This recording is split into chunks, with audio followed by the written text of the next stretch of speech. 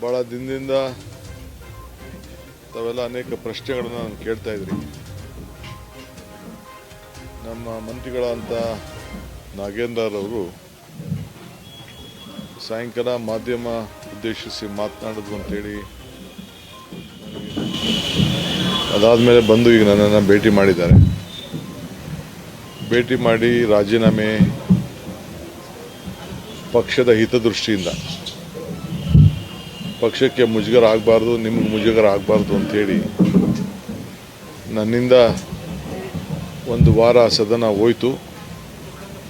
ಇಂಥ ಘಟನೆ ಆಗಬಾರ್ದು ಅಂಥೇಳಿ ಭಾಳ ನೋವಿನಿಂದ ಅವರ ದುಃಖ ದುಮಾನ ಜೊತೆಯಲ್ಲಿ ರಾಜೀನಾಮೆಗೆ ಇಂಗಿತವನ್ನು ವ್ಯಕ್ತಪಡಿಸಿದ್ದಾರೆ.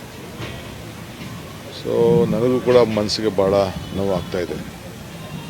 ಒಬ್ಬ ಪರಿಶಿಷ್ಟ ಜಾತಿ, ಒಬ್ಬ BJP ಒಬ್ಬ ಸೀನಿಯರ್ ಮುಖಂಡರ ಮೇಲೆ 2 ಬಾರಿ ಹೋರಾಟ ಮಾಡಿ ಚುನಾವಣೆ ಗೆದ್ದವರಿಗೆ ಸತ್ಯಕ್ಕೆ ದೂರವಾದಂಥ ವಿಚಾರವನ್ನು ಮುಂದಿಟ್ಟುಕೊಂಡು ಯಾವ ರೀತಿ ಬಡಜನತೆ ಬಗ್ಗೆ, ದಲಿತರ ಬಗ್ಗೆ ಅನ್ಯಾಯವನ್ನು BJP ಮಾಡ್ತಾ ಇದೆ ಅನ್ನೋದಕ್ಕೆ, ಒಂದೇ ವಿಚಾರಕ್ಕೆ 2 ಬಾರಿ ರಾಜೀನಾಮೆ ಯಾರು ಕೊಟ್ಟಿದ್ದಾರೆ ಈ ದೇಶದಲ್ಲಿ ಅಂತಂದರೆ ಸುಳ್ಳು ಆರೋಪಕ್ಕೆ ಇವತ್ತು ನನ್ನ ಸಹೋದ್ಯೋಗಿ ನಾಗೇಂದ್ರರವರು. ಸೊ ಪಕ್ಷಕ್ಕೋಸ್ಕರ ನಾನು ಯಾವಾಗಲೂ ಹೇಳ್ಕೊಂಡು ಬಂದೆ, ಎಲ್ಲ ತ್ಯಾಗಕ್ಕೂ ಅವರು ಬದ್ಧರಾಗಿದ್ದಾರೆ ಅಂತೇಳಿ.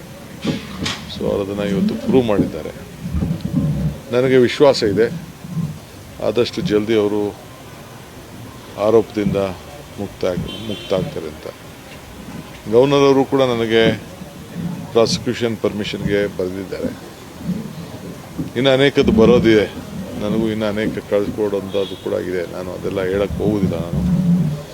ಸೊ ನಾನು ಕಾನೂನು ಚೌಕಟ್ಟಿನಲ್ಲಿ ಅದೇನು ಮಾಡಬೇಕು ಅಂತೇಳಿ, ಕಾನೂನು ಏನು ಹೇಳ್ತದೆ ಅಂತೇಳಿ ನಾನು, ಯಾಕೆಂದರೆ ಒಬ್ರಿಗೊಂದು ಇನ್ನೊಬ್ರಿಗೊಂದು ಮಾಡೋಕ್ಕಾಗೋದಿಲ್ಲ, ಕಾನೂನು ಕೇಳಲೇಬೇಕಾಗ್ತದೆ. ನನ್ನ ಕಾನೂನು ಚೌಕಟ್ಟಿನಲ್ಲಿ ಏನೇನು ಇದೆ ಅನ್ನೋ ಪರಿಶೀಲನೆ ಮಾಡಿ ಆ ಪ್ರಾಸಿಕ್ಯೂಷನ್ ಪರ್ಮಿಷನ್ ವಿಷಯದಲ್ಲಿ ತೀರ್ಮಾನವನ್ನು ಮಾಡ್ತೇನೆ.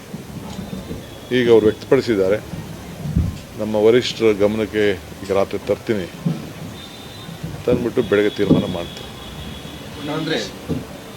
ರಾಜೀನಾಮೆ ಸ್ವೀಕಾರ ಮಾಡಿಲ್ಲ ಸರ್, ಅಥವಾ ಗಮನ ತಂದು ಕೊಟ್ಟಿದ್ದಾರೆ, ಇವರು ನನ್ನ ಕೈಗೆ ಕೊಟ್ಟಿದ್ದಾರೆ.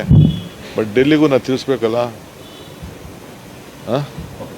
ನಮ್ಮ ಪಕ್ಷದಲ್ಲಿ ವರಿಷ್ಠರಿದ್ದಾರಲ್ಲಪ್ಪ, ಅವ್ರಿಗೂ ತಿಳಿಸ್ಬಿಟ್ಟು ಬೆಳಗ್ಗೆ ತೀರ್ಮಾನ ಮಾಡ್ತೀನಿ.